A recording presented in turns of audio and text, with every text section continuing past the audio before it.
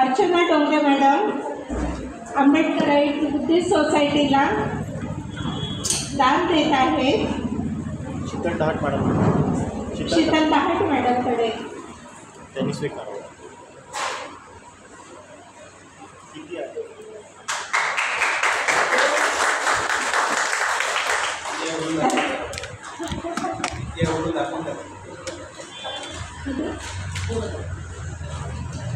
अर्चना मॅडमनी 2000 रुपये संस्थेला दान दिलेले आहेत. धन्यवाद अर्चना मॅडम.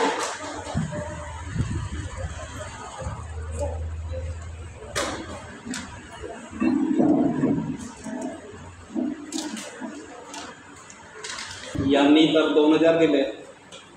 तुम्ही पण आमच्या दानपत्रामध्ये काय टाकायचं. आमचे कार्यक्रम वर्षभर असतात. गेल्या 25 तारखेला आमचे 3 ठिकाणी कार्यक्रम होते. किती? 3 ठिकाणी. एक पूर्व नागपुरात, तर दुसरा पश्चिम नागपूर एकात्मतानगर, आणि एक होता तिकडे गंगाबाई घाट. आणि आम्ही 3 लोक अमरावतीमध्ये होतो 25 तारखेला. समाजामध्ये जेव्हा एखादा कार्यक्रम जेव्हा आयोजित करायची असते ना, तर त्यांना 10 वेळा विचार करावा लागतो की आयोजन करणे, प्लॅनिंग करणे, लोक येतील की नाही, हा सगळा कारभार. परंतु आम्ही एका दिवशी 3 कार्यक्रम आयोजित केले. आता पुन्हा जे आयोजन केलेले आहेत त्याचे पत्र पुन्हा इथे ठेवले आहेत पुढच्या कार्यक्रमाचे. आज हा कार्यक्रम सुरू आहे. परवाचा प्रोग्राम 17 तारखेचे और आणखी केव्हा केव्हा 19ही आहे, 24ही आहे, 31 आणि झालं तर 25ला पण राहणार ऐन होळीच्या दिवशी. त्यानंतर 31ला आहेत 2 ठिकाणी ना. त्यानंतर 7 एप्रिल 21 आणि 21 एप्रिल. त्यानंतर मे महिन्याच्या ज्या डेट्स वगैरे आता आम्ही देऊ शकून नाही राहिलो, असे सगळे प्रॉब्लेम आहेत. कार्यक्रम आम्ही हे जे करतो बगैर पैशाने होत असतील का? पत्रकारांना खर्च येतो की नाही? तर हे तुम्हाला देऊन देतील. तर तुम्ही काय करा, हे जे आमचे प्रोग्राम असतात हे बेसिकली निःशुल्कच असतात. आम्ही जास्तीत जास्त जे ट्रेनिंग जे 5 दिवसाची घेतली आणि सांगितलं ना, ती ट्रेनिंग पण निःशुल्कच होती. निःशुल्क म्हणून खरोखर निःशुल्क असते का? खर्च येतो ना. तर अशा पद्धतीने समाजाचं काम जर करायचं असेल तर समाजातून त्यांना मोबिलाईज करणे, त्यांना प्रेरित करणे, आणि त्यांच्याच थोड्या थोड्या पैशावरून ही जर मुवमेंट जर आम्ही चालवली तर ही लांब लचक चालेल. अदरवाईज बाबासाहेबांनी ज्या पद्धतीने म्हटलं की कोणतीही चळवळ आहे धनदांडग्याच्या लोकांकडून जर वर्गणी करून जर घेतली तर ती चळवळ रुळून जाते. त्यामुळे आम्ही ज्या पद्धतीनं पैसा गोळा करतो तर एका कार्यक्रमामध्ये संपूर्ण पैसा आम्ही खर्च करून टाकतो. जमाखोरी करतच नाही, म्हणजे गडबड करण्याचे काही कारभार नाही. आणि म्हणून आम्ही तुम्हाला लोकांना सांगतो की तुम्ही भले वर्गणी दान देऊ नका, परंतु आम्ही काय करून राहिलो आहे तर येऊन तर बघा.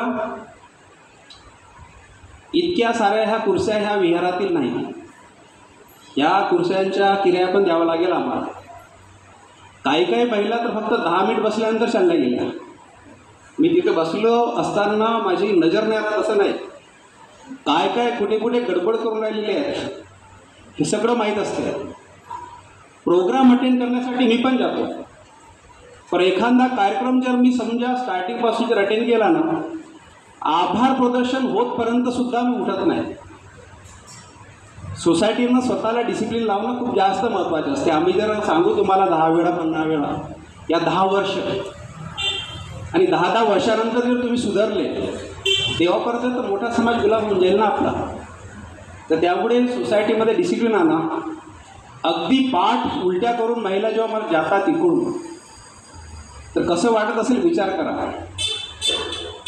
जे हा जो दिवस आहे महिला दिवस, समाजामध्ये सर्वात मोठ्या बेनिफिशरीज जे आहेत लाभार्थी ह्या महिला आहेत. इंग्लंडमध्ये वोटांच्या अधिकारासाठी त्यांना 150 वर्ष संघर्ष करावा लागला. तुम्ही किती टाईम संघर्ष केला सांगा. बाबासाहेबांनी एका झटक्यामध्ये right to vote and right to contest म्हणजे वोट देण्याचे अधिकार आणि इलेक्शनमध्ये उभं राहण्याचा सुद्धा अधिकार ॲट ए टाईम. जास्त लाभार्थी जास्त बेनिफिशरी महिला यासाठी म्हटलं मी की ब्राह्मणांची जी महिला होती ती पण शूद्र होती, वैश्याची जी होती क्षत्रियांची जी होती ती पण शूद्र, आणि शूद्राची पण महिला शूद्रच होती. सर्वात जास्त बेनिफिशरी तुम्ही की कोण सांगा ना. सर्वात जास्त बिघडलेल्या महिला आहेत खरं सांगतो. चांगल्या दुसऱ्या विहारामध्ये आता प्रोग्राम आहे, पत्रक वाटलं, वाटल्यानंतर सुद्धा कार्यक्रमाला येत नाही. कसे धम्म कार्य करतायत महिला मला समजत नाही. 2019 पासून लताताई डांगे आणि हे यांना विचार तुम्ही किती सातत्यानं कार्य करून राहिलो. आणि बिहारामध्ये जेव्हा धम्मसंस्कार शिबिर घेऊन राहिलो ना, सायंकाळी 4 वाजता थोड्या वेळात हिंदीमध्ये बोलणार बरं मी, कारण जरा नॅशनल लेवलचे ऑर्गनायझेशन असल्यामुळे तुमच्यासाठी जरा हिंदी शोधू योजू शब्द बोलावं लागतात मला. 4-4:30 वाजता सांगतात आम्हाला, साहेब किती सुंदर कार्यक्रम, असे कार्यक्रम झाले पाहिजे, प्रत्येक ठिकाणी झाले पाहिजे, आमचं सहकार्य राहिलं नसेल तसं. आणि दुसऱ्या कार्यक्रमाला कधी दिसतच नाही. म्हणजे आम्ही अपील करतो, अपील टू जॉईन, की हे जर मोठं कार्य करायचं असेल तर सोबत मिळूनच करता येईल. त्यामुळे आमची शक्ती तुम्हाला वाढवावी लागेल. त्यामुळे साऱ्या समाजाची शक्ती वाढेल. आणि संघटनेमध्ये जे बळ असते, ताकद असते, विदाऊट संघटनेनं आपण काम करतो. छोटे छोटे संघ बनवले, कोणते कोणते ग्रुप बनवले. तुमच्या ह्यानं कुठला किती आहेत भैया ते पटाचारा ग्रुप आले इकडे, हा तुमचा ग्रुप बनवायला सांगितलं बाबासाहेबांना पटाचा. अच्छा, तर अशा पद्धतीने आम्ही अपील करतो. एका महिन्यामध्ये जे प्रोग्राम्स आहे आमचे, प्रत्येक संडेला आमचे इतके सारे प्रोग्राम असतात. धम्मवान महिलांना आम्ही म्हणतो की बा तुम्ही जॉईन करा. एक सिंगल मुलगी या बाई जी आहे ती जॉईन होत नाही. परंतु आम्ही अमरावतीमध्ये गेलो असताना माझ्या अर्ध्या तासाच्या फक्त एका भाषण ऐकलं एका माणसाने, पॉलिटिशियन होता, प्रमोद इंगडे म्हणून, वंचितचा कार्यकर्ता, इलेक्शनमध्ये उभा झाला, 1 करोड रुपये खर्च केले त्यांनी, पडला बिचारा. परंतु आदल्या रात्रीचं त्यांनी फक्त माझ्या अर्ध्या घंट्याचं भाषण ऐकलं. दौड़ते भागते सुना खाली उसने. लेकिन दूसरे दिन जब उसको मिलने गए तो बोले मैं पॉलिटिकल पार्टी ओपन करने वाला था. साहेब मला आता पॉलिटिकल पार्टी ओपन करायची नाही, मला ट्रेनिंग द्या, मला तुमचा मेंबर बनवा. त्याच्या मागे 100 लोक असतील. आम्ही धम्मवाले ह्या लोकांना म्हणून राहिलो की तुम्ही जॉईन व्हा. हे जॉईन होत नाही. तो पॉलिटिशियन आमच्यासोबत जॉईन होतो म्हणतो. आता आमच्या पॉलिटिकल पार्टीचा आता पत्ता नाही. मला हे समजत नाही, धम्मवाला तो व्यक्ती होय की तुम्ही? धम्मवाला तो व्यक्ती आहे की तुम्ही? केअरफुली विचार करा. मस्जिदीमध्ये, एखाद्या मस्जिदीमध्ये ह्या प्रकारचे मुस्लिम जात नाहीत, ह्या मस्जिदीमध्ये ह्या प्रकारचे मुस्लिम जात नाहीत. वेळ आला तर त्या मस्जिदीमध्ये ते बॉम्ब ब्लास्ट करतात. ह्या चर्चमध्ये ह्या प्रकारचे ख्रिश्चन जात नाहीत आणि ह्या चर्चमध्ये ह्या प्रकारची ख्रिश्चन जात नाहीत. अशीच पद्धत जी आहे तुम्ही विहाराच्या लेवलवर आणलेली नाही का? तुम्ही कोणत्याही पद्धतीनं बाजूच्या कुठल्या विहारामध्ये जो चांगला प्रोग्राम होत असेल चांगल्या विषयावर, तर मस्जिदचं ते पॅटर्न आमच्याकडे आणलेलं नाही का? पाहून घ्या तुम्ही. म्हणजे अशा पद्धतीने जे विभक्तपणा जो आणलेला आहे आम्ही, म्हणजे ह्या लोखंडे नगर बुद्धविहाराच्या सुदत्त नगर बुद्धविहाराच्या लेवलवर तुम्ही काय भारत बुद्ध में करणार का? आहे का ताकद काही? ह्या लेवलवर होऊ शकते? आमचे ते मित्र ज्या वंदना संघ, त्यांना म्हणत राहतो, वंदना संघाच्या भरोश्यावर तुम्ही भारत बुद्ध में करू शकता? नॅशनल लेवलच्या ऑर्गनायझेशन आम्ही भारत बुद्ध में करण्याची प्लॅन ठेवतोय, शासनकर्ती जमात करण्याची पण प्लॅन ठेवतोय. जे बाबासाहेबांनी म्हटलं की शाळा, colleges, hostel, hospital, banks, industries, factory open करा, ते पण करणार आहोत आम्ही. आम्ही ट्रेनिंग पण देऊन राहिलो आहे. विदाऊट ट्रेनिंगनं कोणाला जोडून नाही राहिलो आता सांगा. विदाऊट ट्रेनिंगनं तुम्ही सगळे कार्य करून राहिले आहे. त्यामुळे इथे जे रिझल्ट जे यायला पाहिजे ते तुमच्यासारखेच येऊन राहिले. स्वतःच्या करणीचे फळ जे आम्ही भोगून राहिलो. बाबासाहेबांनी जे म्हटलं तशा पद्धतीने केले असते तर रिझल्ट त्यांच्यानुसार आले असते. हे रिझल्ट जे आम्हाला येऊन राहिलेले आहेत, हे जे फळं आम्हाला येऊन राहिलेले आहेत, हे आमच्या करणीचे फळं होत. आणि जेव्हापर्यंत तुम्ही आपल्या पद्धतीनं कराल ना, तेव्हापर्यंत हे असे फळ येणार आहेत. तुमच्या रिव्हर्स गेअर लावून टाकला आहे, तुम्हीच लावला आहे, आम्हीच लावला आहे. बाबासाहेबांनी, बुद्धांनी जे काय पद्धतीने सांगितलेलं आहे त्या पद्धतीने केलं नाही. यांनी आता सांगितलं तुम्हाला, इन्होंने बताया, इनको चाय वगैरह दे लो भाई, कि जिस ग्रुप में इन्होंने बाबा साहब का फोटो डाला, धम्म संस्कार शिबिराचे पत्र टाकलं, त्यांनी डिलीट केलं. रेखाताई, ज्यांना बाबासाहेब मंजूर नाही ना, आपण म्हणायचं तुमची विपश्यना आम्हाला मंजूर नाही. बरोबर आहे की नाही? जिनको बाबासाहेब मंजूर नाही बोलले त्यांना म्हणायचं की आम्हाला शिवराय मंजूर नाही.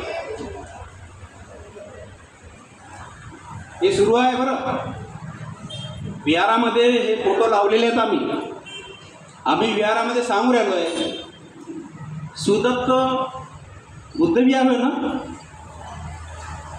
इकडचं प्रज्ञाशील करून बुद्धविहार आहे ना, राजरत्न बुद्धविहार आहे ना. प्रत्येक ठिकाणी जे समजा बुद्धविहार असेल तिथे गौतम बुद्ध, एक बाबासाहेब आंबेडकर सफिशियंट आहे. धम्मसंस्कार शिबिरामधून जो आम्ही सांगू राहिलो आहे की बुद्ध बाबासाहेबांच्या व्यतिरिक्त जी कोणती तुम्ही महापुरुष जे आणलेले आहेत त्या विहारामध्ये, ती गलती झाली, नाही आणायला पाहिजे. आता तर विहारामध्ये शिवाजी महाराज सावित्रीसोबत, ज्योतिबा फुलेसोबत ह्या चूक झालेल्या गोष्टी आहेत. तुम्ही ठेवा सावित्रीबाई फुले, तुम्ही ज्योतिबा फुले ठेवा, तुम्ही शिवाजी महाराज, शाहू महाराज सगळे ठेवा, बिरसा मुंडा ठेवा, परंतु बाबासाहेब कट नाही झाला पाहिजे. चांगल्यानं ऑब्झर्व करा. तुम्ही बाबासाहेबांच्या व्यतिरिक्त ज्या महापुरुषांना घेऊन आलेले विहारामध्ये, इनडायरेक्ट बाबासाहेबांच्या विचारावर तुमचा अभ्यास कमी झालेला आहे. आम्हाला कळते, तुम्हाला कळत नसेल.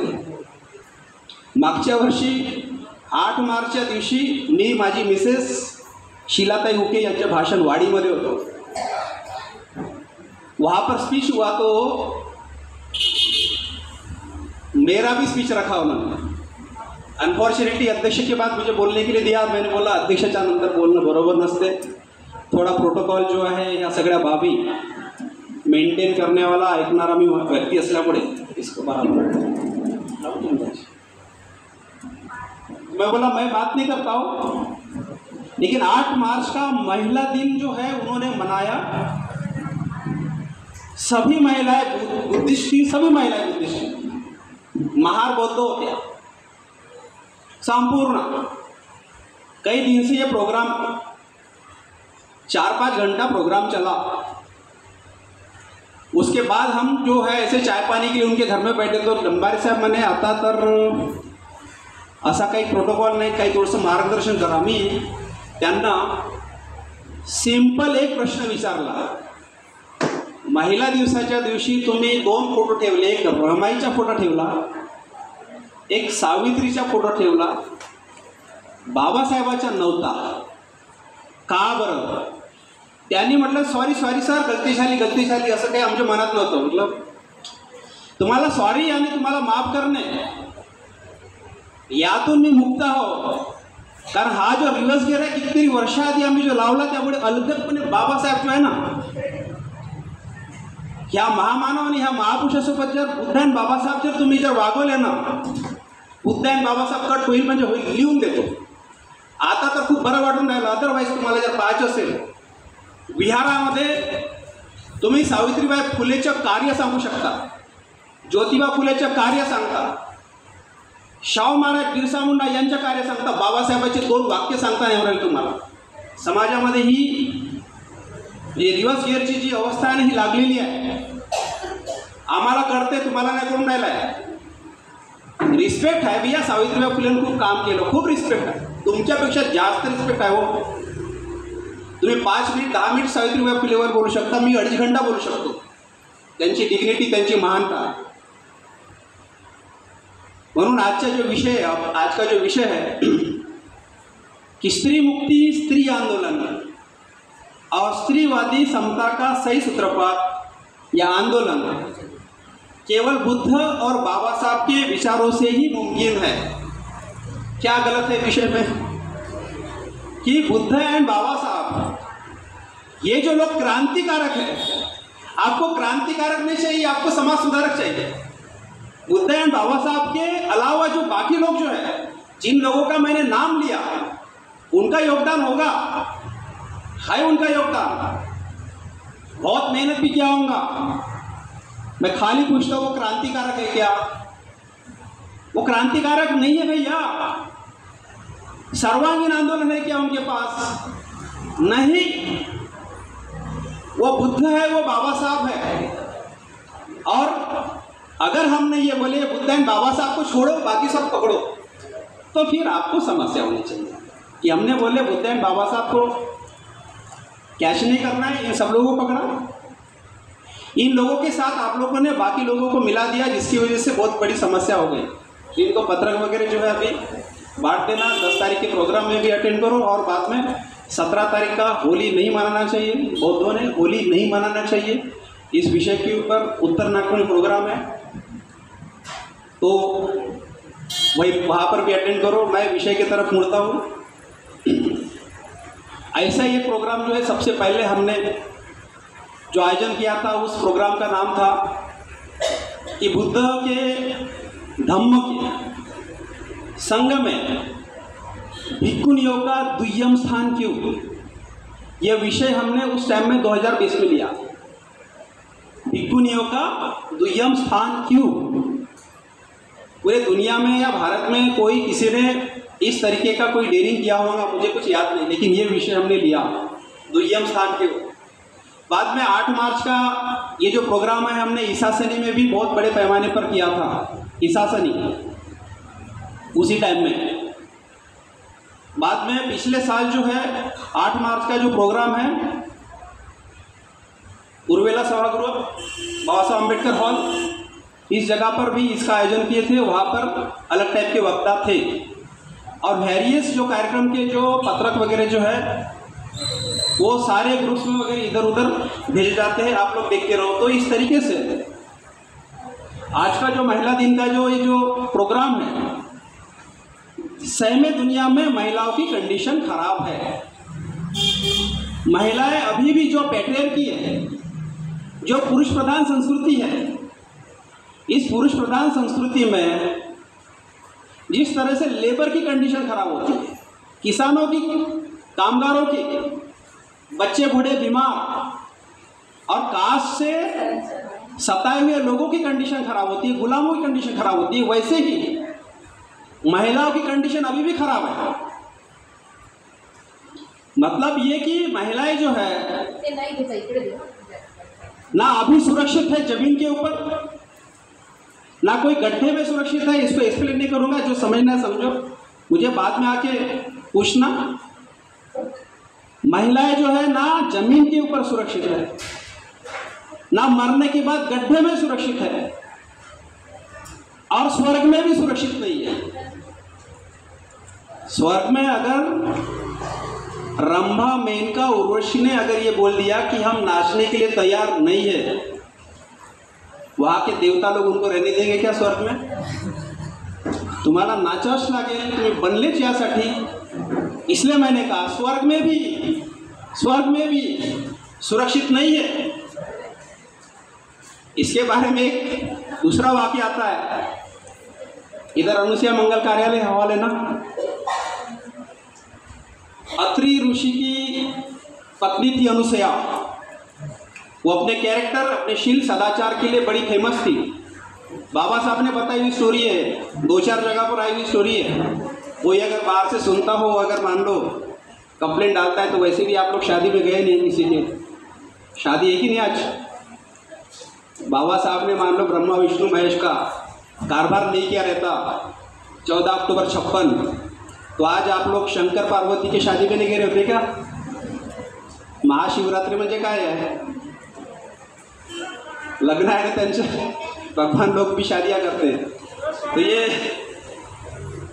अत्रि ऋषि, इसलिए कह रहा हूँ मैं कि पार्वती, लक्ष्मी, सरस्वती, इनके बारे में स्टोरी बाबा साहब ने बताया कि अत्रि ऋषि की जो बीवी है अनुसुईया, ये बहुत ज़्यादा चरित्रवान और ये सब होने की वजह से एक बार हो ये रहा था, बाबा साहब ने बताया, स्टोरी बता रहा हूँ कि एक जगह पर ये सरस्वती, लक्ष्मी और पार्वती एक जगह पर बैठी थी और अपना जो कैरेक्टर है, मैं कितनी अच्छी हूँ, कितने बढ़िया हूँ, ये तीनों जो है ये बातें कर रहे थे। तीनों लोग बातें कर रही थी। तो वहाँ से गुजर रहा था कौन? तो नारद। ये बराबर जा रहा है ना उसके ऊपर, यूट्यूब के ऊपर, फेसबुक। इसलिए आप भी जो है बड़ा बड़ा मुँह खोल के मत खाओ, अदरवाइज इसमें कुछ तो भी आ जाएगा।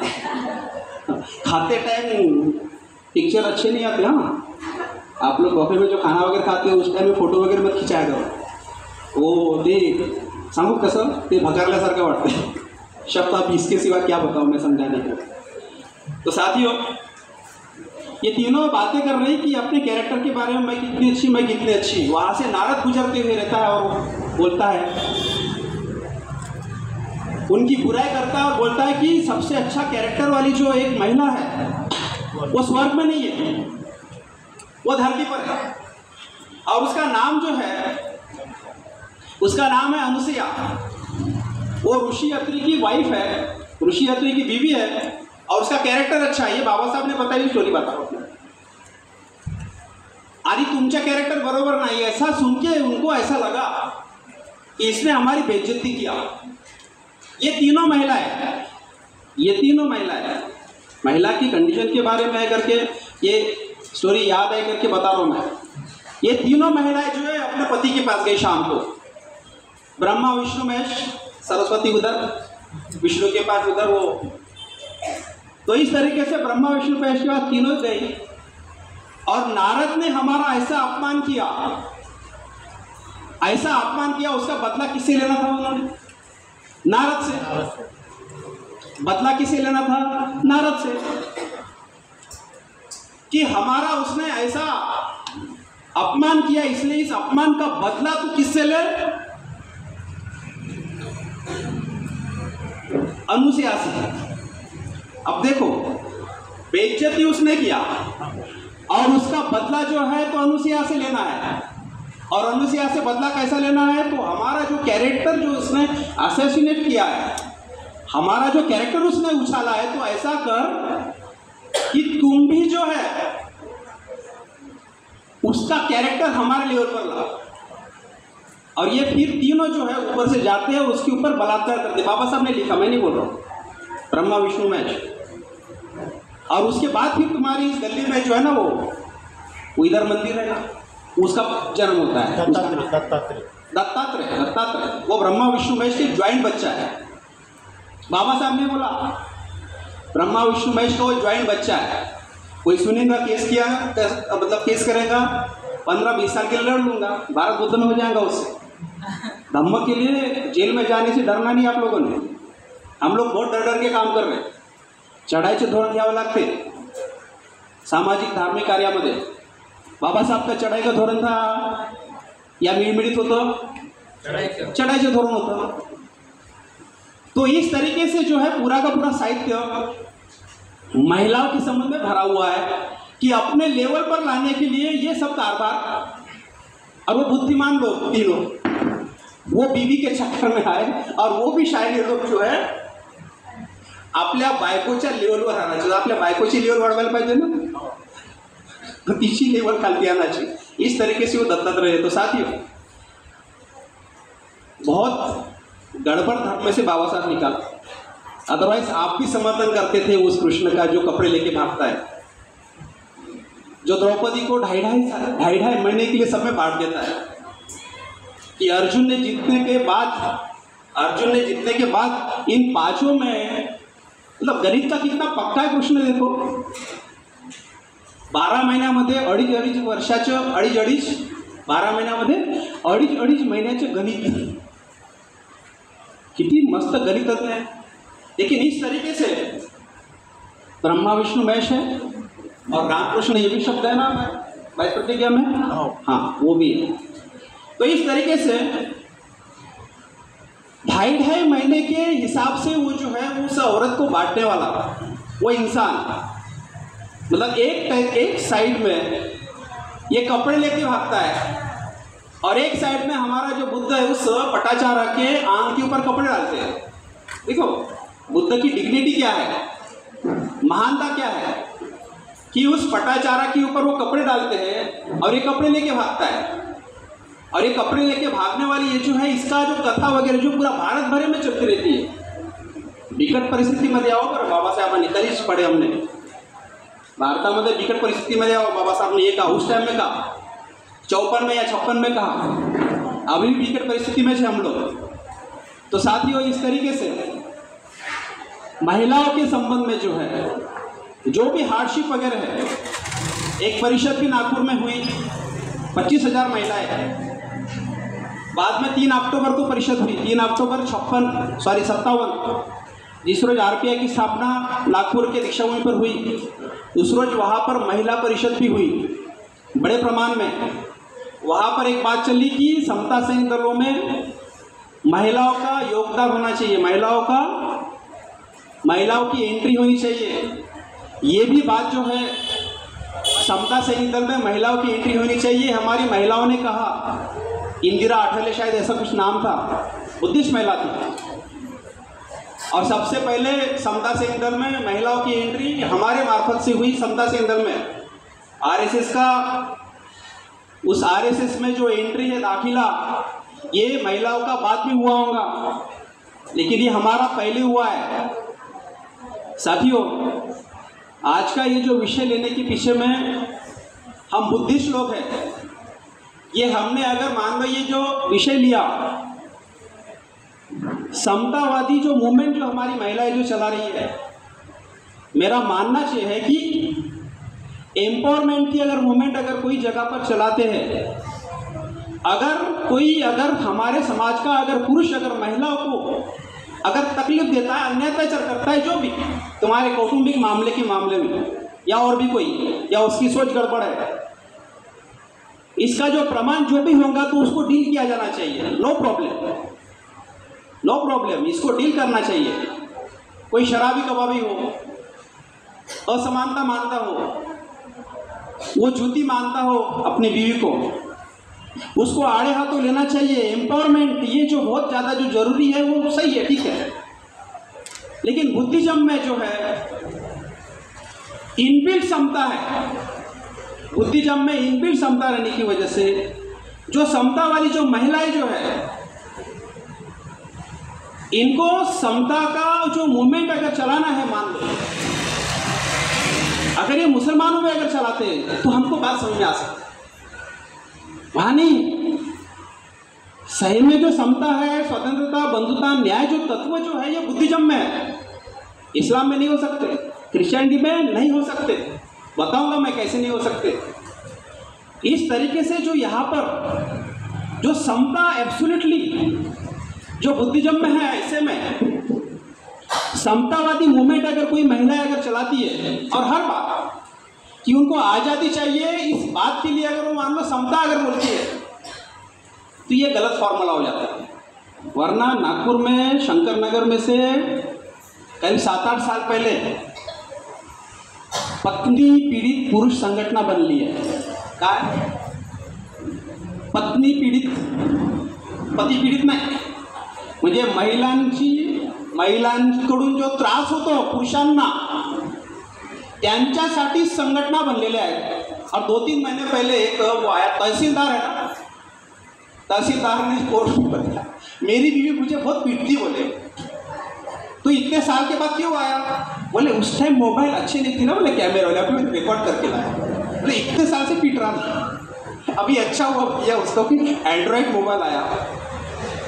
और स्टार्ट में उसने मार खाया, ईगो होता है, बायको मला मारती है जब सांगितलं तो बेइज्जती ना मिलकर उसने पॉजिटिव लिया जज ने, और बोले कैसे ही मारती, बोले आदमी जो मारेगा ना उससे भयंकर मारती मुझे।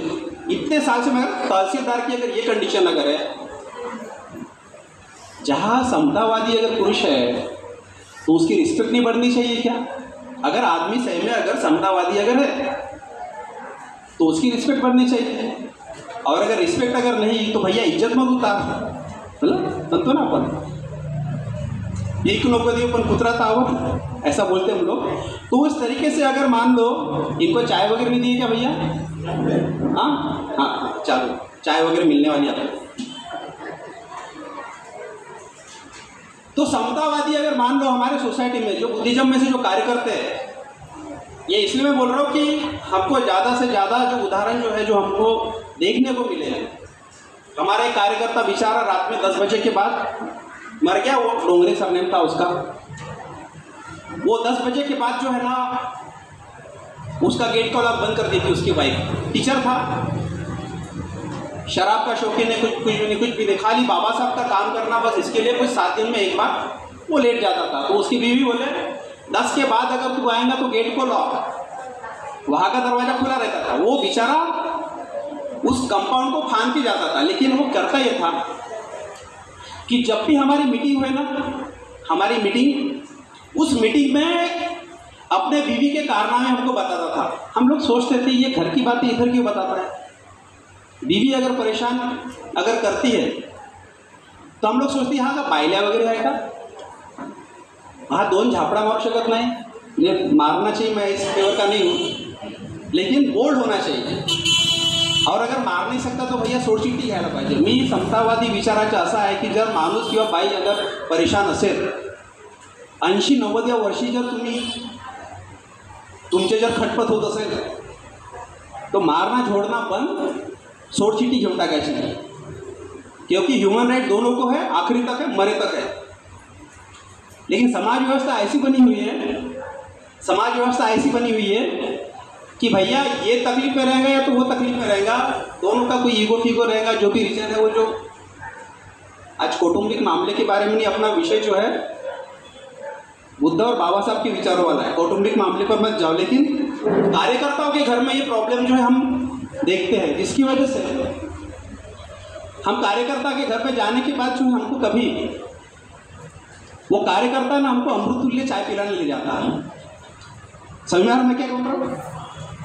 तो बायकोला म्हणू शकत नाही आमच्या कार्यकर्त्याला यांना चाय पाहिजे, खारी उसी का, पेंशन उसी की आ रही है, लेकिन उनकी कंडीशन आफ्टर रिटायरमेंट, पुरुषों की कंडीशन अच्छी नहीं है ना। कार्यकर्ताओं की बात बोल रहा हूँ मैं, एक साइड बोल रहा हूँ मैं, ऐसे समझो मत, महिलाओं की भी कंडीशन खराब होंगी, नहीं है ऐसा नहीं, लेकिन मेरा ऐसा बोलना है, मेरा ऐसा ऑब्जर्व है कि हमारे कार्यकर्ता जो है हमको जब चाय पीने ले जाते हैं ना तो अमृतुल्य चाय पिलाते, बोलते तिकडे चहा पिऊ किंवा तो बायकोकडे काही चालत नाही त्याचं। तो ये सब मामले हैं। समता के मामले में जो बुद्धिज्म में आपको अगर रेफरेंस देखने को मिलेगा, आप आपस में बात मत करो। समता के मामले में जो रेफरेंस जो है आपके इस नागपुर में, मतलब हमारे नागपुर में जो ड्रैगन पैलेस बना, वो इस याद में बना कि 8वें साल की जो मंजूश्री है वो बुद्धत्व प्राप्त करेंगी। चाइना के जिस पैलेस में, ड्रैगन पैलेस में ये जो डिक्लेरेशन हुआ, 8 साल की बच्ची महिला बुद्धत्व प्राप्त करेंगी, ये जो घोषणा हुई, उस पैलेस का नाम था ड्रैगन पैलेस, उसके नाम पर ये बना ड्रैगन पैलेस। समतावाद वो वहाँ से एंशियंट टाइम से, इस हिसाब से दलाई लामा जो है उन्होंने 10-15 साल पहले अगर कोई लामा अगर बनेगा अभी भविष्य में, अभी तक पुरुष बनते थे, हो सकता कोई महिला भी लामा बन जाए। देखिए गलत बुद्धिज्म को फॉलो करते हो, अभी यज्ञ भी कर लेते दलाई लामा, जिंदा है। यज्ञ करने वाला जो बुद्ध धर्म जो है, ऐसे बुद्ध धर्म को मानने वाला भी जो है वो बोलता है कि भविष्य का जो लामा जो है अभी हो सकता है कि वो जो है वो महिला भी हो सकती है। इसलिए समता जो है इनबिल्ट है। और बोधिसत्व सिद्धांत जो है जो बुद्धिज्म में है ये इतना फंटास्टिक है, बोधिसत्व सिद्धांत इतना फंटास्टिक है कि सत्य मतलब प्राणी, यहाँ प्राणी बोल के मानव, मानुष, बाई, औरत, ये अर्थ नहीं होता। सत्य मतलब प्राणी, उसको जिसको बोधि है ऐसा वो प्राणी। कभी कभार उनका पास हुआ होगा जिसकी वजह से हमारा जो ब्रेन ये जो बढ़ गया है, अदरवाइज कल चल के जिनके कलर डेवलप हो रहे हैं, उन बंदरों को कलर नज़र आते, तोते को कलर नज़र आते हैं, हाथी का ब्रेन ज़्यादा होता है। तो इस तरीके से उनके हाथ पैर जो है वो कैसे चलते कैसे नहीं चलते ये मामला नहीं। लेकिन अगर उसका अगर ब्रेन अगर बढ़ गया कल चल के, तो हम जो दुनिया के ऊपर राज कर रहे हैं ना, तो वो लोग राज करेंगे। अगर हमारी बुद्धि अगर माइनस हो गई और कोई डिफ़ॉल्टर बाय डिफ़ॉल्ट अगर कोई जानवर की बुद्धि अगर बढ़ गई, क्या बब्बर शेर को हम कंट्रोल नहीं करते? हमसे 6 गुना भारी, 7 गुना भारी, 10 गुना भारी उस हाथी को कंट्रोल नहीं करते हम लोग। क्यों? तो ये जो हमारा जो हिस्सा है इसका डेवलपमेंट हमारा इतना ज़्यादा हुआ बोधि का कि जिसकी वजह से हम जो है हाथी को और बब्बर शेर को कंट्रोल करते हैं। तो बोधिसत्व सिद्धांत जो है यहाँ पर वो आदमी है या औरत, ये भी क्राइटेरिया नहीं है कि वो जो बोधिसत्व जो बुद्धत्व को प्राप्त करेगा। यहाँ पर बोधिसत्व के सिद्धांत में आदमी और औरत ये दोनों कारोबार नहीं है। और फिर से रेफरेंस मिलता है कि बुद्ध को एक आदमी पूछता है कि भैया आप यक्ष हो क्या? है ना बुद्ध धर्म में, आप यक्ष है क्या? नहीं। बुद्ध को पूछता है वो, आप कीटर है क्या? नहीं। आप दानव है क्या? नहीं। आप देवता हो क्या? बुद्ध कहते हैं नहीं। फिर वो पूछता है आप मानव हो क्या? बुद्ध को मानव हो क्या ये बोलने के बाद भी अब ये नहीं बोलते मानव मतलब मनुष्य या औरत में का, आप मानव है क्या? क्योंकि आदमी औरत जो है ना दो जाति नहीं, वो एक ही है, स्पेसी है, एक स्पेसी है। तो ये पूछता है वो कि आप मानव है क्या? तो बुद्ध बोलते हैं नहीं, मैं मानव भी नहीं हूँ। यहाँ पर जब बुद्ध तो कोई जो प्राप्त कर लेता है तो वो जो पुरुष है वो पुरुष भी नहीं रहता, पुरुषपन नहीं रहता। और कोई अगर मान लो बुद्ध को प्राप्त कर लेंगी जो महिला, तो उसमें स्त्रीत्व की जो भावना है वो भी नहीं रहेगी। एकदम जैसा एक जो बच्चा होता है एक दिन का, उसको कुछ भी नहीं समझ में आता, सुप्त अवस्था में है उसका जो भी बुद्ध ने कहा, लेकिन उस बच्चे जैसा वो जो एकदम साफ सुथरी जो अवस्था है कि उस आदमी को उस स्त्री के बारे में, जिसको स्त्री के बारे में आकर्षण नहीं है, उस औरत को उस आदमी के बारे में आकर्षण नहीं है, उस आदमी को खुद के बारे में आकर्षण नहीं है, तो वो क्या स्त्री के बारे में आकर्षण रखेगा? उस स्त्री को अगर मान लो खुद के बारे में आकर्षण नहीं है तो क्या उस आदमी के बारे में आकर्षण रखेगा? ये हाई लेवल का सिद्धांत है। ये 2500 साल पहले रखा गया सिद्धांत था और द बुद्ध एंड धर्म बाबा साहब ने इसको लिया। अरहत भी एंड बोधिसत्व, सेंट्रल लाइन चली बाबा साहब की। तो इस तरीके से बोधिसत्व सिद्धांत जो है यहाँ पर समता इतनी एब्सोल्यूट है, इतनी बहुत बढ़िया है, इसको बहुत मस्त तरीके से समझाया कि हमने अगर मान लो बुद्धिस्ट महिलाएं हमारे अगर मान लो कोई स्त्रीवादी, स्त्री मुक्ति का और समता का अगर आंदोलन चलाती है तो आपने समझना वो स्वतंत्रता का आंदोलन चलाना चाहता है। मला काय पाहिजे? आज़ादी। हमको क्या चाहिए? आज़ादी।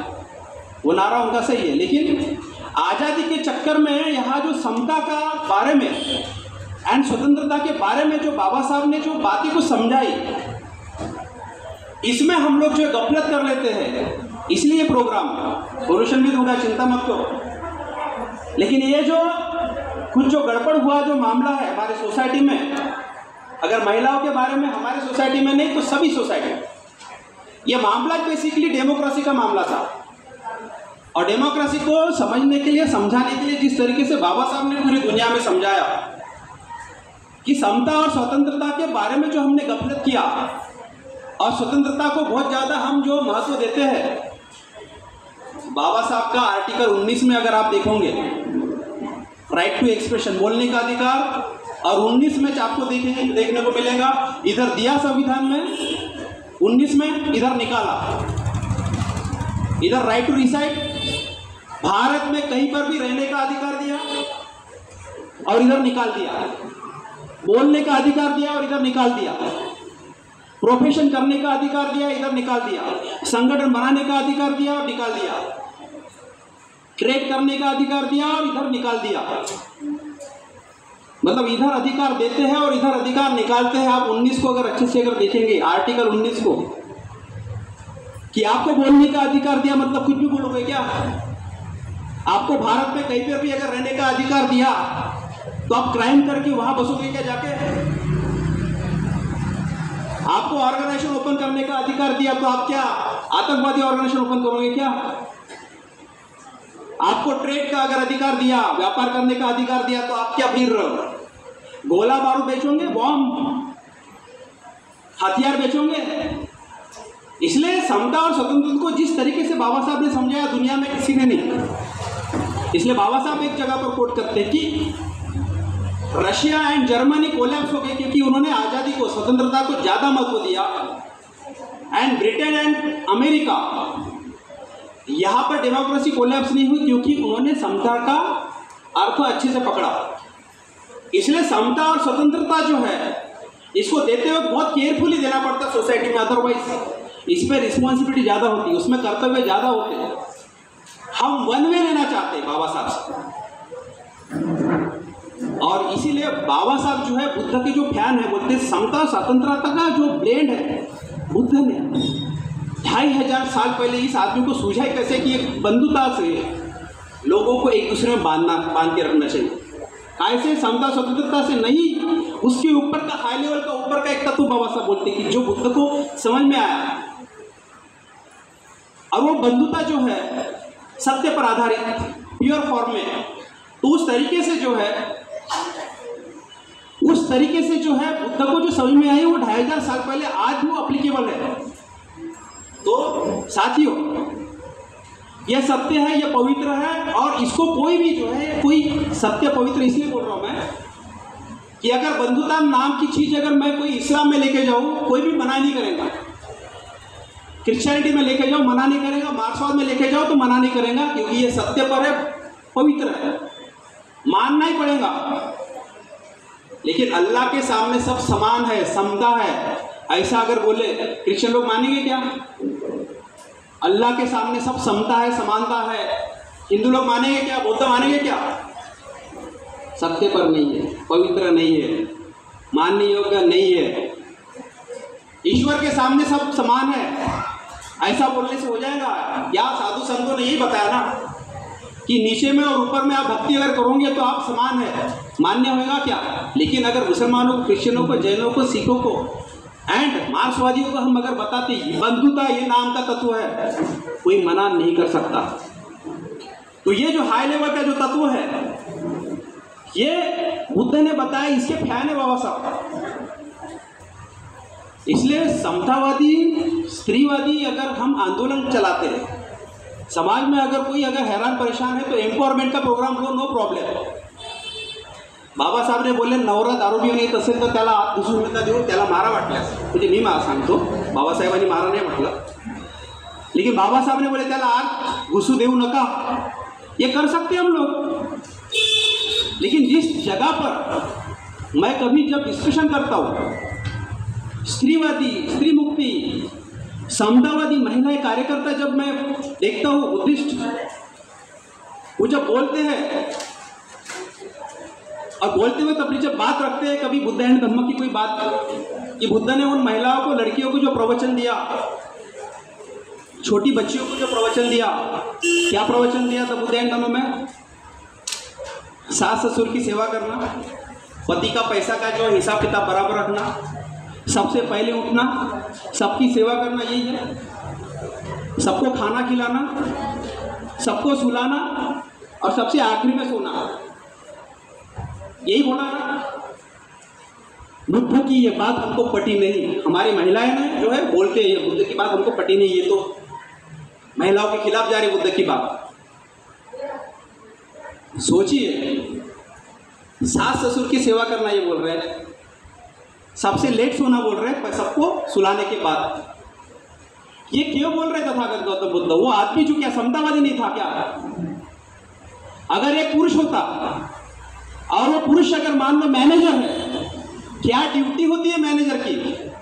जो मैनेजमेंट देखता है, क्या ड्यूटी होती है मैनेजर की? सबके बारे में पहले सोचता है, उनके खाने पीने के बारे में सोचेगा, उनकी सेवा पहले, वो लोग सोने के बाद में ये सोएगा, उनके खाने के बाद ये खाएगा या तो नहीं खाएगा, भूखा सोएगा। लेकिन मैनेजर जो है, मतलब बुद्ध ने अगर इस लड़की को अगर ये बात बताई है, इस लड़की को अगर ये बात बताई है कि सबके सोने के बाद सोना और सबके खाने के बाद खाना, वो मैनेजर जो है उसको बता रहे हैं, वो लड़की को नहीं। ये मैनेजमेंट की बात है। अगर यहाँ पर अगर पुरुष भी होता तो बुद्ध ने यही बात उसको बताई रहती। और तुम्हारे लिए सस्पेंस की बात बताता हूं मैं। महिलाएं जो होती है ये वॉर मैनेजर होती है। क्या होती है? War manager. महिलाएं ये वॉर मैनेजर होती है। खुद के लिए बजाओ तालियां। लाठी कैसे बजाते, ऐसे बजाते रहो ना, ऐसे देखो। वॉर मैनेजर होती है, वॉर मैनेजर। अरे जिनका इनबिल्ट अंदर से मदरली भावना जो है आदमी में नहीं है, बताता हूँ मैं, सही बताता हूँ, आदमी में नहीं है। वो आदमी में आने के लिए निर्वाण वगैरह, अरहत वगैरह या बुद्धत्व की तरफ जाएगा या बाबा साहब जैसे सोच रखेगा तभी चाहेगा वो मदरली अफेक्शन वगैरह। आदमी नहीं है, आदमी बहुत बदमाश है। इसलिए तो मैं बोला औरतें गड्ढे में भी सुरक्षित नहीं है। जो बोला ना बाद में आ रहा है, या मेरी मिसेस को पूछ लेना क्यों गड्ढे में सुरक्षित नहीं बोलता हूँ मैं। कई सालों से गड्ढे में भी सुरक्षित नहीं, अभी भी नहीं है। पाकिस्तान इस्लामिक कंट्री में तो ये कारभार बहुत ज़्यादा गड़बड़ चालू है।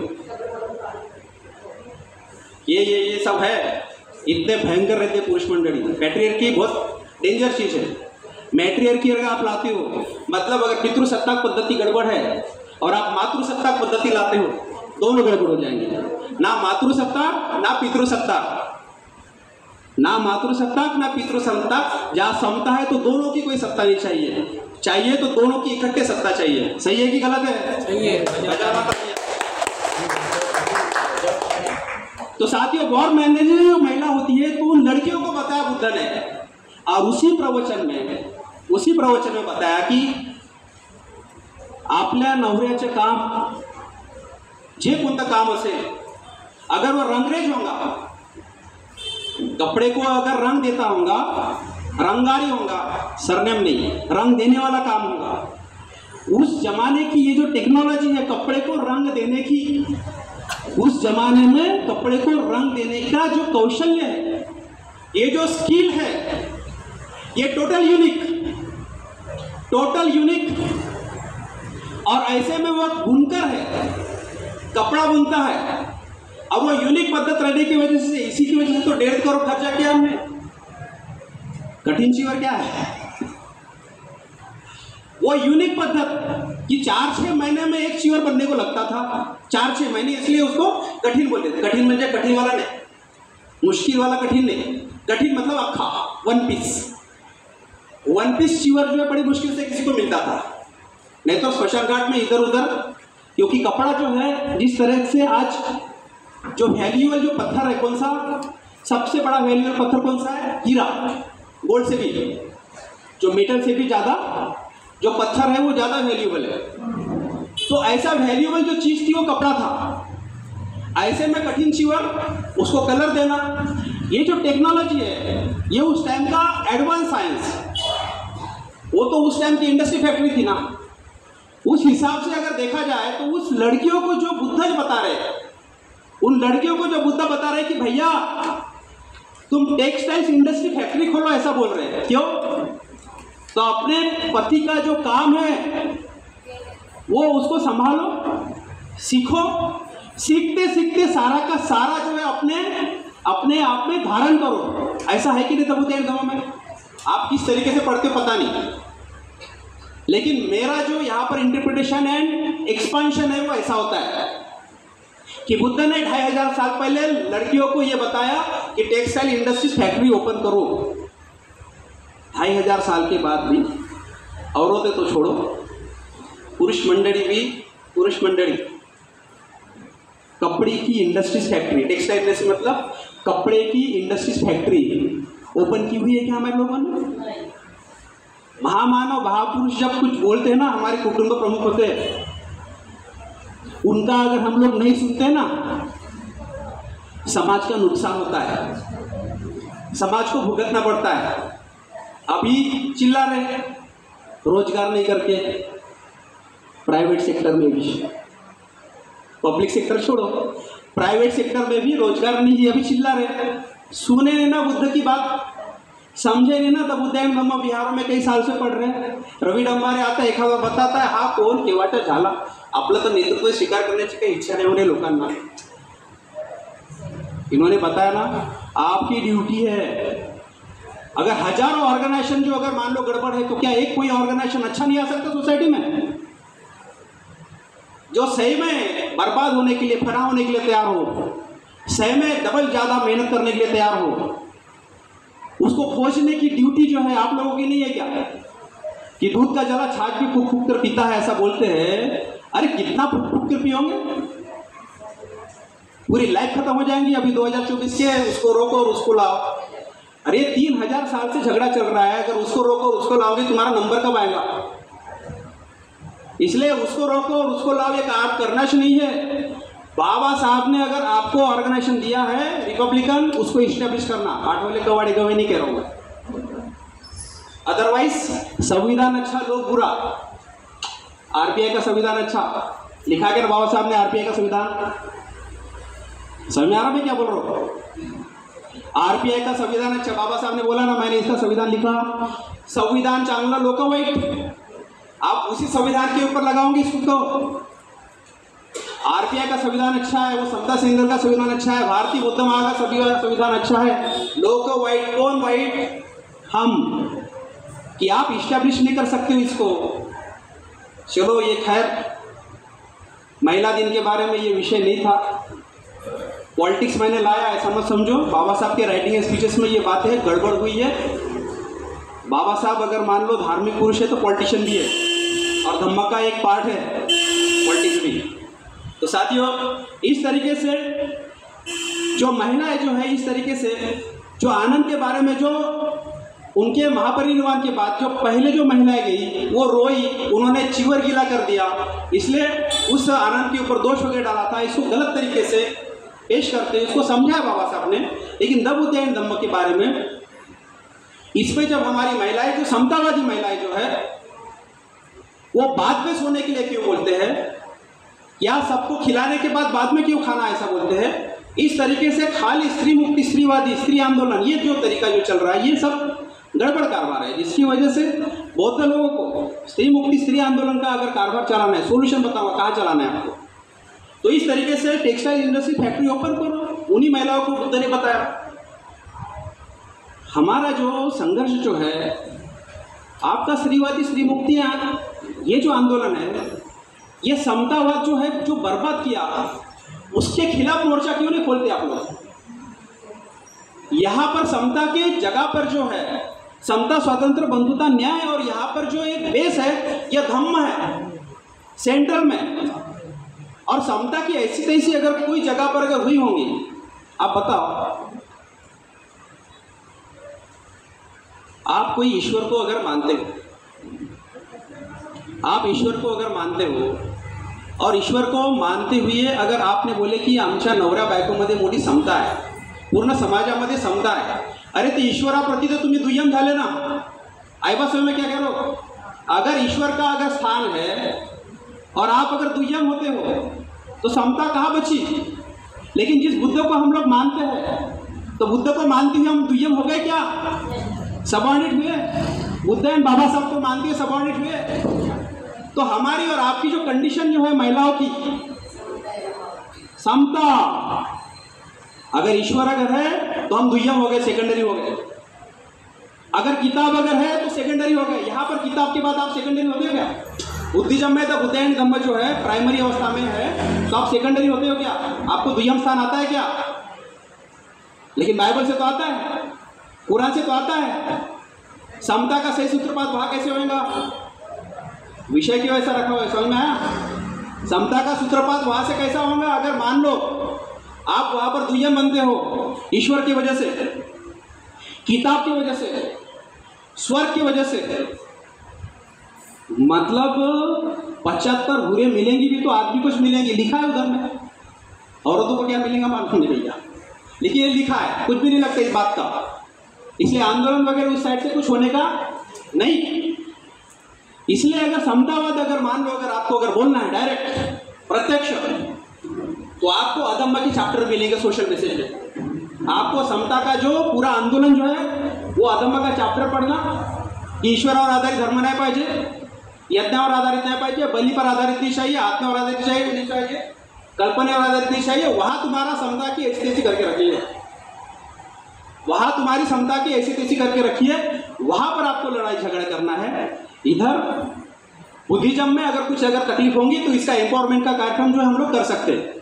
तो इसलिए अगर समता के मामले में अगर किसी को कंडीशन अगर है, सोल्यूशन की बात बता रहा हूँ मैं, तो ऐसे लोग जो है उनकी कंडीशन खराब है। जो चमारमांग मेहतर, चमारमांग मेहतर जो एससी जो है वो हिंदू है कि नहीं? 7 जन्मी हाज नवरा पाहिजे। मैं आधा किलोमीटर से एक लड़के को देखा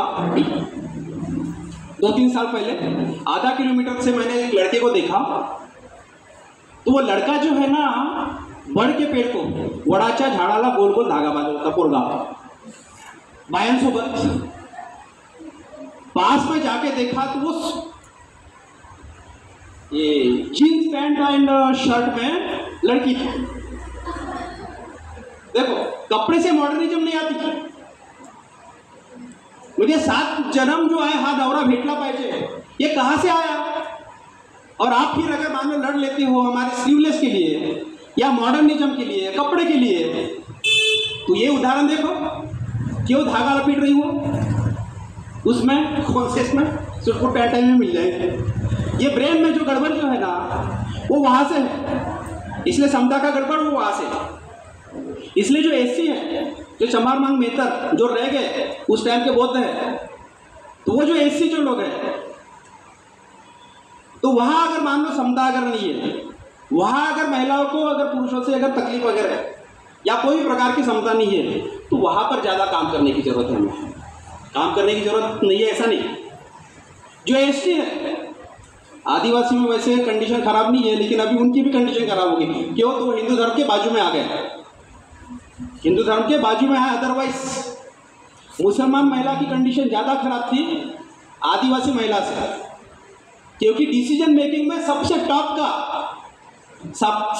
का जो प्रायोरिटी है, जो चांस था वो आदिवासी महिलाओं पे था। डिसीजन मेकिंग में, कोई भी प्रकार का डिसीजन मेकिंग, अगर आपको महिलाओं का समता के बारे में, स्वतंत्रता के बारे में अगर क्राइटेरिया देखना है कोई फैमिली में और कहीं पर भी, तो उसको डिसीजन मेकिंग का पावर है क्या, ये आपने देखना है। अगर डिसीजन मेकिंग का पावर उसको अगर है, मिल गया, तो वहाँ पर समता, ऐसा सोचो आदिवासियों में थी वो भी चली गई। इसलिए आप समता का जो सूत्रपात आंदोलन अगर कहीं चलाना है तो आप एसटी लोगों में चलाओ, मुस्लिम लोगों का सक्षमीकरण करो। अब ये आती है बाद में हमारी एक भी बात जो हम लोग बता नहीं सकते, ना बुद्ध की बात बोल सकते, ना बाबा साहब की बात बता सकते। क्यों? तो हमने समरसता का मूवमेंट सब महापुरुष और इन सब लोगों को लिया हुआ है, जिसकी वजह से हम एब्सोल्युटली बुद्ध एंड बाबा साहब जो है अच्छे से बता नहीं सकते। कई साल पहले महापुरुष महामानव जो कि दूसरे जो बुद्ध हैं बाबा साहब के अलावा बिहारों में नहीं थे। देखिए ये ला लिया आपने, रिवर्स गियर लगा दिया। मैं बोलता हूँ सावित्रीबाई फुले की जयंती करो, 10,000 रुपये खर्चा करते होंगे ना, 10 करोड़ करो, लेकिन बिहार के बाहर में, अब बिहार के अंदर में ये फोटो वीटो आपने नहीं लाना था। अब ये बातें जो हमने जो बोल रहे हैं ना, ये पट नहीं रही, जच नहीं रही लोगों को। रविदास की जयंती क्या हुआ? क्या रविदास ही धर्म पैदा हो गया उधर? रविदास की जयंती करने के बाद रविदासी धर्म हुआ, वो लोग धर्मांतर नहीं कर रहे, दीक्षा भूमि पर नहीं आ रहे। धर्मांतर किया रहता अगर बुद्ध एंड बाबा साहब बता रहे थे एब्सोल्युटली।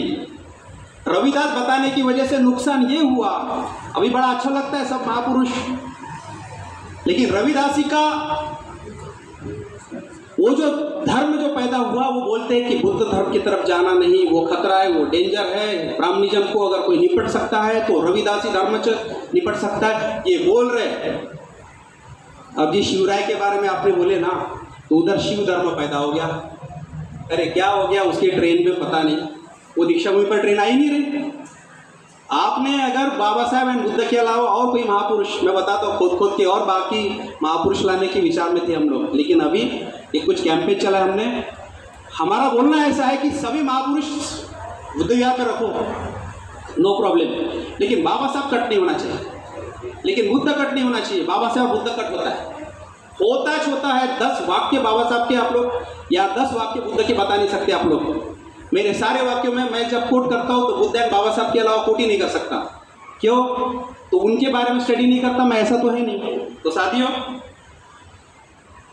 अगर समता का सूत्रपात और ये सब आंदोलन अगर करना है और आपको मिला, सब तो मिला, इन्होंने बोले ना सब तो मिला, लेकिन आप कोई भी मामले में जो है अव्वल नहीं है। खोलो ना इंडस्ट्री, समता मिला ना, आज़ादी मिली ना, क्यों नहीं इंडस्ट्री खोल रहे? बाबा बुद्ध ने उस जमाने क्या होना, शिक्षा में अव्वल होने के लिए जो है किसने मना किया था?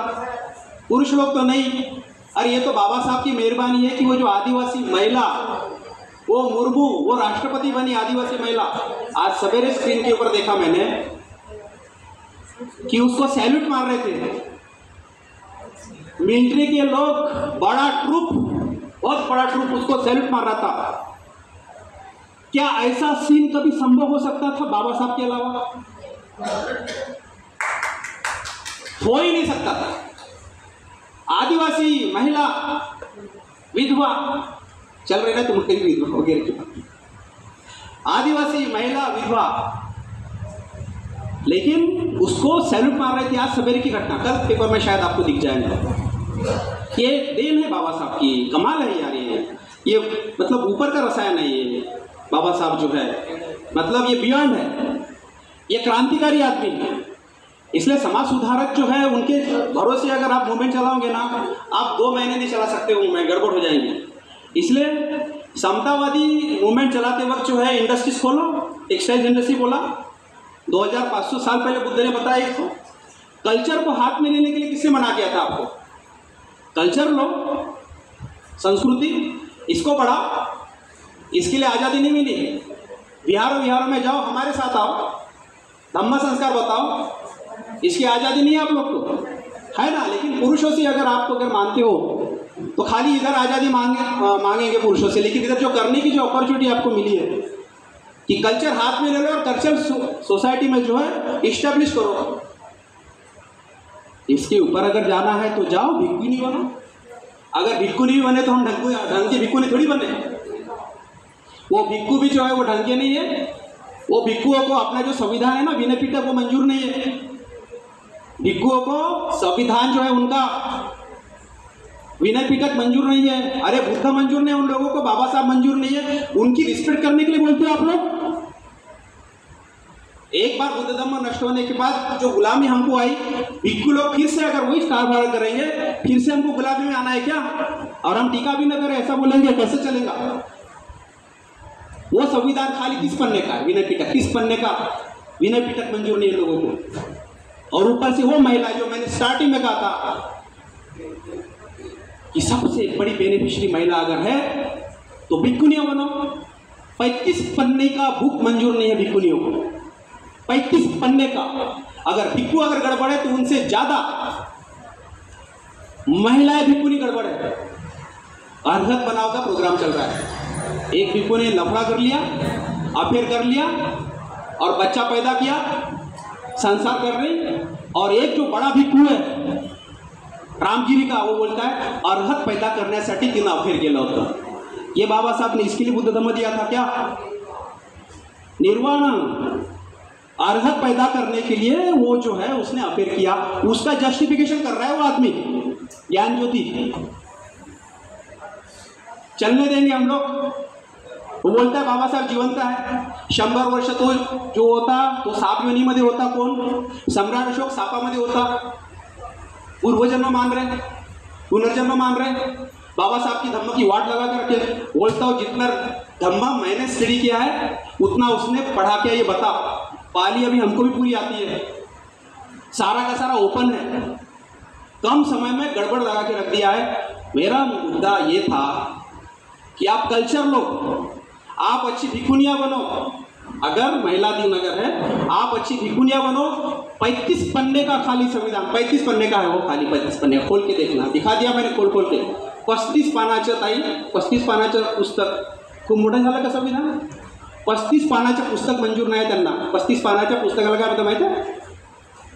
विनय पिटक. बुद्ध ने बताई हुई बातें उनको मंजूर नहीं है. बुद्ध जिसको मंजूर नहीं वो हमको क्या मंजूर होंगे? आई बात समझ में? अगर वो बुद्ध को नहीं मानता तो हम भिक्खू को क्यों माने? नहीं मानना चाहिए. अगर वो बाबा साहब को नहीं मानता तो हमने क्यों माने? अगर वो दबुद्दैन धम्म को नहीं मानता तो हम क्यों माने? उसने रिवर्स गियर लगा के रख दिया है. इसलिए अच्छे भिक्खुओं को जो है ज़्यादा फाइल पर लेना जरूरी है. एक्सप्लेन नहीं करता हूँ, अदरवाइज मेरा भाषण 5-10 मिनट ज़्यादा हो जाएगा. लेकिन फिर भी बोल देता है 1 मिनट में. नालायक भिक्खु तो गड़बड़ है, उसका जो चीवर है हम देर से कब निकालेंगे. जो अच्छा है, जो लायक भिक्खु है ना, उसको फाइल पर लेना जरूरी है. क्यों? जो लायक है, जो अच्छा स्टडी करता है, दान पर नहीं देता, आलस में नहीं रहता है, उसको इसलिए फाइल पर लेना जरूरी है कि उसको एक सवाल पूछो, भैया आदिवासी को धम्म बताया क्या? उस जमाने में वो लोग वही करते थे. ओबीसी को बताया क्या? चमार मांगमेकर को बताया क्या? अगर नहीं बताया ना तो तू जो लायक भिक्खु है ना, तेरे को पहले फाइल पर लेना जरूरी है. इसलिए सोसाइटी में आप जो ज़्यादा फूल डालते हो ना, ऐसे फूल डालते आप लोग जैसा उसने भारत बुद्ध में करके आया.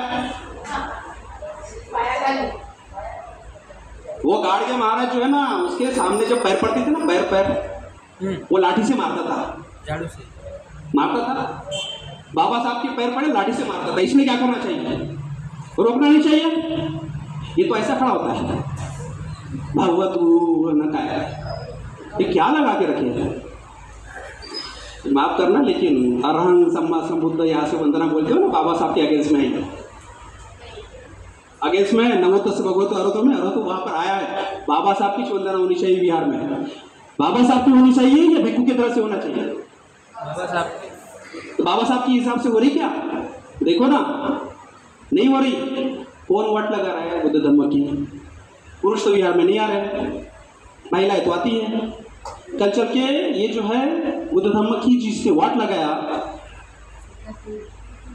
किसको रिस्पॉन्सिबल पकड़ेंगे? महिलाओं को पकड़ेंगे ना.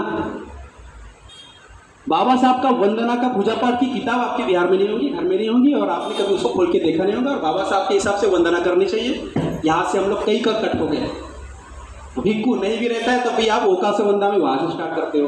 भैया मेरा आज विषय भिक्खू का वगैरह नहीं था.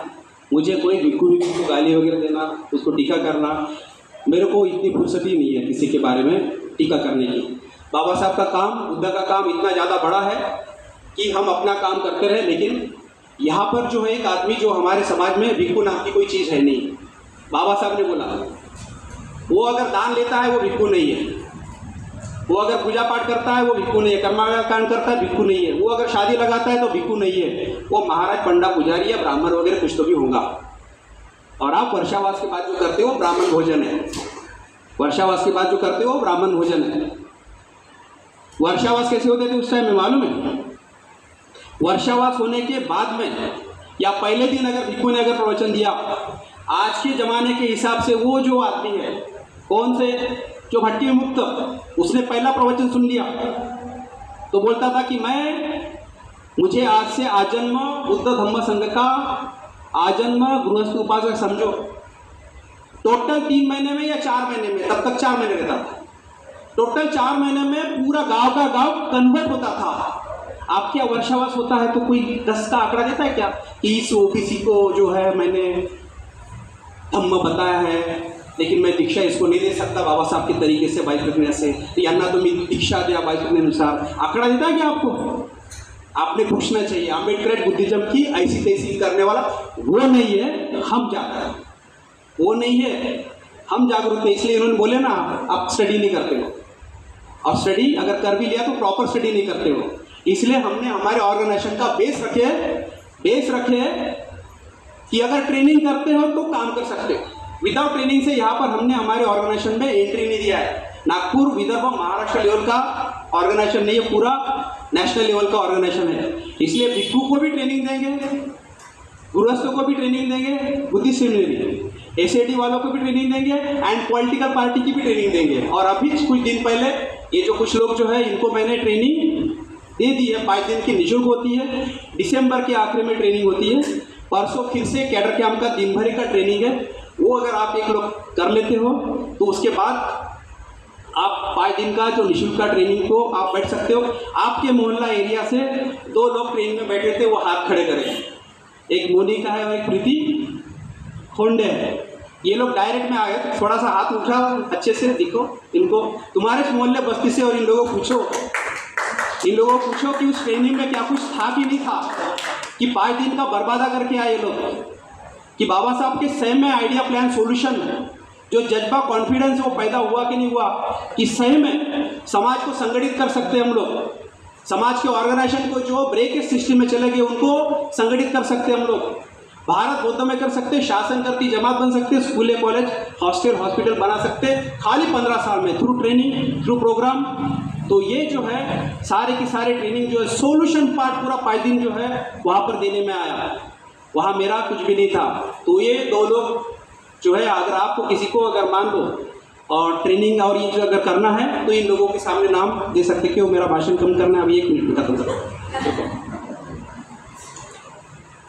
तो कल्चर को हाथ में लो, school college hostel hospital bank industry इसमें जाओ, इसको खोलो, no problem.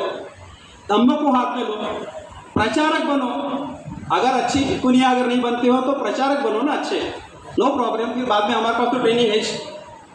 Political party open करो ना, अगर समता मिल गई ना, आई बात समझ में क्या बोल रहा हूँ, समता अगर मिल गई ना, कोई हमारे समाज की महिलाओं में आता है क्या दिमाग में कुछ तो भी, चलो पॉलिटिकल पार्टी ओपन कर देते हैं, चलो आणखी एक पक्ष ओपन करून टाकू, रिपब्लिकनच्या तुकड्यामध्ये टाकू, त्या ब्रॅकेटमध्ये काही, ऐसी भावना नहीं आनी चाहिए कि खाली समता का खाली डिमांड करना चाहिए, खाली आज़ादी की डिमांड करनी चाहिए उन बौद्धों से जिन बौद्धों में टोटल इनबिल्ट समता है।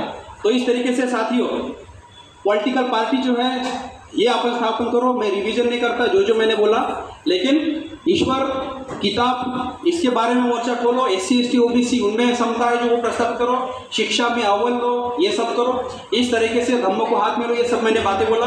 मैं रिवीजन नहीं करता, लेकिन मैं अपील करता हूँ कि हम जो भी कुछ कर रहे हैं इसके ऊपर वॉच करो, देखो, सोचो समझो, बहुत समय लगा, और उसके बाद जो है उसको ज्वाइन करो। लेकिन विदाउट ऑर्गेनाइजेशन से अगर आप कुछ काम करते होंगे तो आप लोग भाजलं पापड़ भी मोड़ता येणार नहीं।